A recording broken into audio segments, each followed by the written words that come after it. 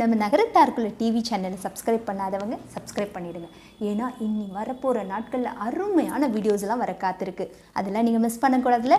So கண்டிப்பாக எல்லாரும் subscribe பண்ணிடுங்க. ஓகே. கடல் கடந்து சென்று வாணிபம் செய்து பொருளீட்டிட தனது அன்பான குடும்பத்தை விட்டு அவர்கள் ஆனந்தமாக வாழ தாம் கனவினிலே வாழ்ந்து குலம் காத்த நம் முன்னோர்கள் ஒரு சமயம் கடல் பயணம் மேற்கொள்கையிலே திருக்கார்த்திகை திருநாள் அன்று கடும் புயலில் சிக்கி கரையேதும் தெரியாமல் கலங்கிய மனதுடனே கணபதி ஒன்றே நமக்கு கதி என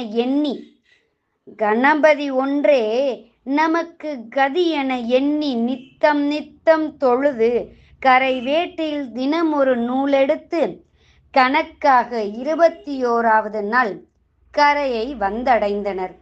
வந்தடைந்த இடத்திலே கற்பக விநாயகரை மாவிளக்கில் செய்து கரை வேட்டியில் எடுத்த நூல் அதனை திரியாக இட்டு கணபதிக்கு அங்கிருந்த ஆவாரம் பூ கண்ணுப்பிள்ளை பூ நெற்கதிர்களை எல்லாம் வைத்து கணபதிக்கு நன்றி சொல்லிய திருநாள்தான் இன்று வரை நாம் கடைபிடித்து வரும் இந்த பிள்ளையார் நோன்பென்னும் திருநாளாகும்.